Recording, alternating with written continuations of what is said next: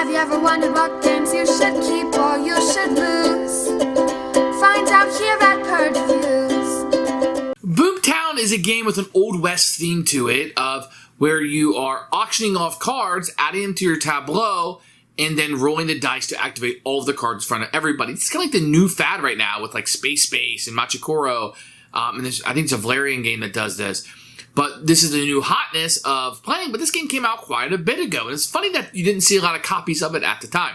Now, I'm not a big fan of auction games. It's not something that I truly enjoy. It's okay. But this one's interesting that the money goes to the person on your right. So if I'm the winning bidder, it will go to this person. So it's a little bit dependent on everybody knowing the economy. And if you have somebody really back the table, they can really enrich somebody else, which can cause a problem in the balance of the game. Now, it's supposed to be self-balancing by the players auctioning things off, but I found that sometimes these things can be wonky. And that's just my experience. Then they'll roll the dice, and everybody's cards will activate that matches the number of the dice, which you've seen with Space and Machikoro, etc. And that's pretty much Boomtown. So a lot of luck in the dice rolling, but what you're auctioning, how much you'll pay for something, where like 7s will come up more and 2s and 12s won't. We've been there. We've done that. I just kind of like it better in Space. I like it better in some other games, and this one just didn't strike the fancy for me, which is odd because I do like the Western theme. Love it. Although, yeah, it doesn't really come through in the game very much. I'm still not a big fan of auctions. I don't like that aspect of it. I don't need a lot of these games. There is the one from the Stephen Rhodes, the Let's Summon Demons. I like that one quite a bit because you get a little bit of a resource management as you're going through it. The theme is a little bit more funny. There's quite a few of these that are out. I'm going to stick with those. Boomtown was a purge for me, but this one has been re-released. I think it was called Gold Fever. And it has some new rules attached to it. I've only ever played Boomtown, and this is a very popular one. And when you see games get re-released and get sold over and over again, it tends to make me think that perhaps I'm in the minority here, and that might be the case. I played this one after I played those other ones, so maybe that's why I like that one a little bit more, maybe why you like this one a little bit more, because timing can play into these kind of things. But for me, Boomtown is going to be a purge. I just have too many of this type in my collection, and this one can leave. Here's Boomtown. You can see a very attractive cover. I like it. It has the boom down here and the cartoons on the front. I like that quite a bit. You're going to get some rule books in here, which we'll take a look at in a few minutes. And then you're going to get just a jumbled mess here. So you're going to get these big mayor wooden pieces. These are really cool. I like these quite a bit. A number of poker chips replaces, you don't have to have paper money or whatever. Just some regular 6-sided die. And you're going to have the cards. The cards are really nice. They're a little larger than normal. I think they shuffle well. I think they feel well in my hands. I didn't have any issues with them. You can see exactly everything you need to see on them very easily. I didn't have any issues. It has a little bit of an insert here. I mean, you could probably clean this up a little bit if you wanted to. But I think everything in here works pretty darn good. Components are really good for the time period. I have no complaints about it. Okay, so you're going to get rule books in numerous languages, which I like that they break them up. So you can either throw these away or just throw them in the box, and it keeps this nice and thin. You're going to have your components without a picture here. That's okay because there's not a lot to it. And then set up the game, a breakdown of the card, and it will kind of fold out here to show you how to bid and the end of the game. So that's pretty much all you need to know. The back of it's going to be a reference of all the event cards. So I like that quite a bit. And then the front cover of it, of course.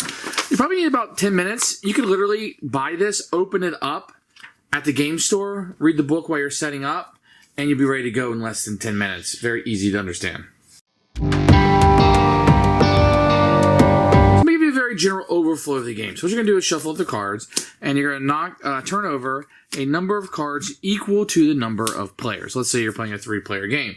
Everybody's going to start out with $10 worth of coins, and you're going to be able to bid. And as you bid, the next person will just have to go higher and higher in order to win. So let's say that I win the bid. Then what I would do, let's say I won with a bid of 3, and I'm sitting here, then I would give my winning bid to the player sitting on my right. They would take half of it, round it up, so they would take 2 and pass the remainder on to this person. And that would continue on until it gets back to me, and I don't get any money. I would go back in the bank in a 3-player game. Then I would choose whatever card I wanted in front of me, and I could put that in front of me, and a new card will come out.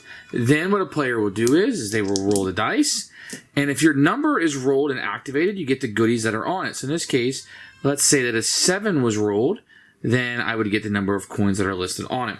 Now, Then you would do another auction, the next player would go, etc. There are some cards in there that'll change things up. So if this card got chosen, plus 10 from the bank, a stagecoach robbery. You have other things that are going on here. A saloon, when a mine produces and selected town owner pays you 2 gold. There's some that gives away gold. Roll greater than, lets the target steal from chosen opponent. It's a hold up. You got a telegraph after Ultra 1 die result. There's some that will make everybody pay money. Here's times 2 the mayor payoff, etc. So you have a few event cards that will just divvy things up. You're going to play that, continue to play until the deck is worn out. When the deck is gone, whoever has the most money will be the winner of the game. Who should buy this game? Anyone looking for a light filler? This is really fun. If you like auctions mixed with a dice rolling, with the Machikoro, what I call the Machikoro system, then you're really going to like this one. I think the auctions is what sets this one apart. You're going to be bidding on these cards, and the economy is going to stay kind of closed as you're going to be paying it to the person to the right. And I think that's really what makes this one unique and stands out, and it's really going to dictate whether you like this game or not. Because that dice rolling mechanism is in quite a few games now, not so much at the time of this release, but the auctions are going to set this one apart, which is funny because the auctions are something that were in a ton of games at the time. So there you go. For me, it's going to be a Purge, not something that I'm going to keep in my collections. I have other games that do this I just happen to like better.